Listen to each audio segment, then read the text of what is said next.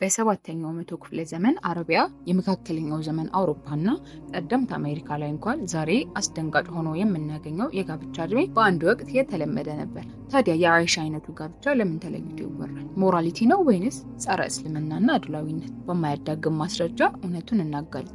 የመካከለኛው ዘመን አውሮፓ ልጆች እና ሌሎች ስልጣኔዎች የሚያገቡበትን ዕድሜ እንዲሁም የካቶሊክ ቤተክርስቲያን ሕጎችን እንመልከት እስቲ።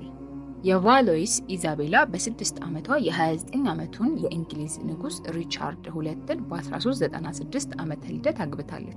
ማርጋሬት ቢውፎርትም በ13 ዓመቷ ሄንሪ ሰባተኛን በ1457 ዓመተ ልደት ወልዳለች። በዚህም የዕድሜ ልክ ጉዳት ደርሶባታል። የካቶሊክ ቤተክርስቲያን ሕጎች ደግሞ በቀኖና ሕግ ዴክሬቱም ግራሲያኒ 1140 ዝቅተኛውን የጋብቻ ዕድሜ ለሴቶች 12 ለወንዶች ደግሞ 14 አድርጎ ወስኗል። የጥንቷ ሮም ልጃገረዶች በ12 ዓመታቸው ያገቡ ነበር። የጥንቷ ህንድ ደግሞ ማሩ ሲምሪቲ በጉርምስና ወቅት ጋብቻን መክረዋል። የጉርምስና ዕድሜ ደግሞ ከ8 እስከ 12 ነው። የሮቤን ሞርቴም በሆነው ሂስትሪ ኦፍ ጆሴፍ ዘ ካርፔንተር መጽሐፍ ላይ ደግሞ ዮሴፍ ማርያምን ሲያገባ እርሷ 12 ዓመቷ የነበረ እርሱ ደግሞ የ90 ዓመት አዛውንት ነበር ይላል። ፕሮቴቫንጌሊዮን ኦፍ ጄምስ ቻፕተር 8 ላይ ደግሞ ማርያም ዮሴፍን ያገባችው በ12 ዓመቷ ነው ይላል። የባዮሎጂካል እውነታን ደግሞ እንመልከት። በበረሃ የአየር ጠባይ ወይም እንደ አረቢያ ያሉ በሙቀትና በአኗኗር ዘይቤ ምክንያት ጉርምስና በአማካይ ከ9 እስከ 12 ዕድሜ ላይ ይከሰታል። ዘመናዊ ጥናቶችም ይህንን ያረጋግጣሉ። የበረሃ ልጃገረዶች ዛሬ ላይ እንኳን ለአቅመ አዳም ከከተማ ኩዮቻቸው ከ1 እስከ 3 ዓመታትን ቀድመው ይደርሳሉ። እንዲሁም በሰባተኛው ክፍለ ዘመን የህይወት ተስፋ ማለትም አንድ ሰው ይኖራል ተብሎ የሚጠበቀው ከ30 እስከ 35 ዓመታት ነበር። ስለዚህ በጉርምስና ወቅት ጋብቻ መሰረታዊ ነገር እንጂ ምርጫ አልነበረም።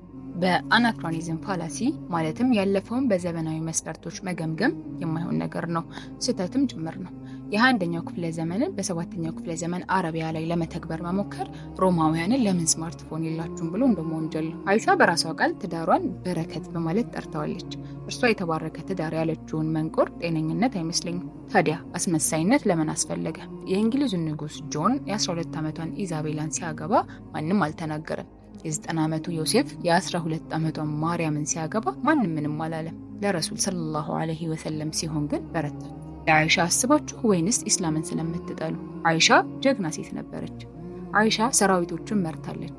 ከ2200 በላይ ሐዲሶችን አስተምራለች። እናም ኸሊፋዎችን መክራለች። እውነቱን እንነጋገር ከተባለ የአይሻ ጋብቻ ዛሬ አከራካሪ የሆነበት ምክንያት የእስልምና ጠላቶች እስልምናን ለማጥቃት መሳሪያ ስለሚያስፈልጋቸው ነው። ስለ ጋብቻ ግድ የላችሁም። ሐሳባችሁ የነቢያችን ሙሐመድን ሰለላሁ ዐለይሂ ወሰለም ስም ማጥፋት ብቻ ነው።